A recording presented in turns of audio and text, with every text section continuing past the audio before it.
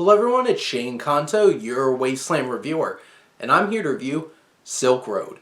And this is from director Tiller Russell, and is focusing on the story of a young man, played by Nick Robinson, who founded Silk Road, which was a dark web selling site for drugs and other things. And people started paying with Bitcoin, and so that you could hide these transactions, and you're getting drugs through the mail and through the post office with FedEx and all these different other companies.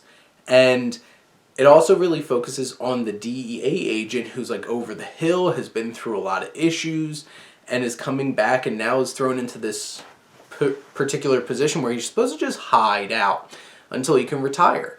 But he takes this headlong and tries to prove to this young guy who's doing all this with technology, trying to prove to the guy that he reports to now, who's half his age, that he can do this with old school police work.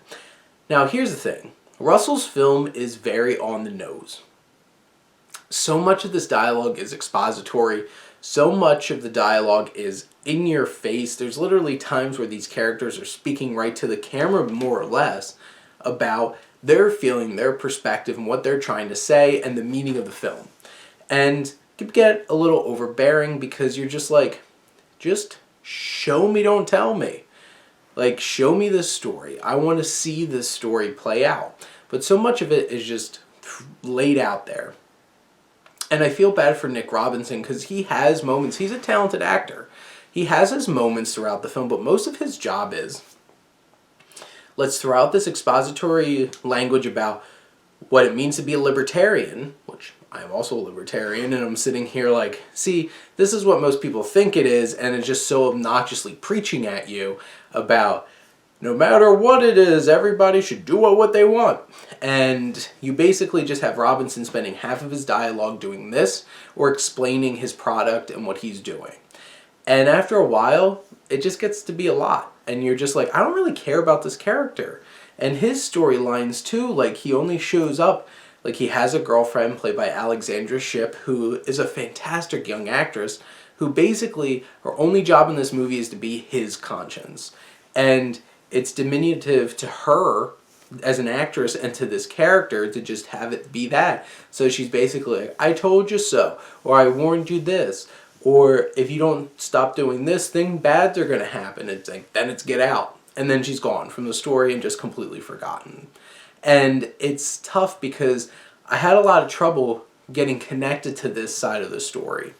And the through point in this film, which is Paul Walter Hauser as this guy who winds up getting caught by the police, by DEA and the police, and getting caught up in all this, he's one of the two comic relief characters in the film, because you also have, actor is Daryl Britt Gibson, who plays this, he was basically one of the contacts for the other main characters, trying to get information, stuff like that, played by Jason Clarke.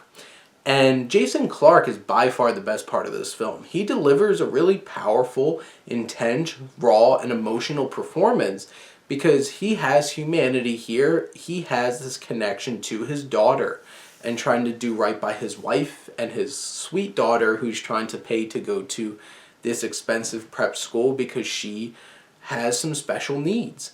And Jason Clarke is fantastic in the role, but he does also have moments where he's just talking at the camera, especially at the very end of the film, where he's just here's what my thoughts on what I was doing, and just yells it into the camera these are the themes that I was trying to portray with my character. It's okay.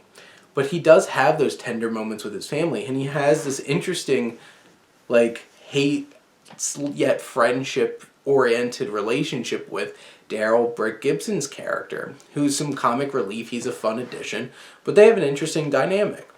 And then you have this story, which is so fascinating, yet how it's put together and played out is just so expected, and so just lays it all out there with all of this dialogue, that it loses some of the tension and it loses some of those pieces. But it's still an interesting film, and it still has strong performances throughout the film to make it at least worthwhile to watch. But it never reaches that point where I'm like, this was a good movie, because there's just too many detractions from its script, from taking away from the performances, taking away from this fascinating story, that they overstuff with exposition and all that dialogue that just takes away from the tension and the impact of the story.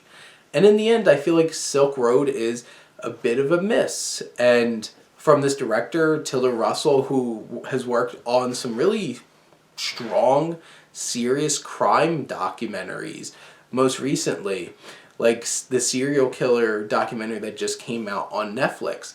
He has that intensity, but you lose the intensity when you hear just so much exposition that you're just like, okay. And the tricky thing is, it's really hard to find somebody to really root for here. And it feels like you're rooting for the cop, but he does so many terrible things, but he does it for his family. And that's, like, they use his family desperately to try to give him humanity. And a lot of the times it works, and I give that to a lot of credit to Jason Clarke for making the character work as well as it does. Because there's so many characters in this film. Like, you have Jimmy Simpson, who's just this FBI guy, who's just like a walking caricature. That's it. Not a lot of the characters have depth or complexity. But in the end, Jason Clarke really makes this one watchable. And in the end, Silk Road is an okay film. But those are my thoughts on Silk Road. Let me know what you think, and let's talk some movies. But thank you as always for tuning in and supporting your Wasteland reviewer.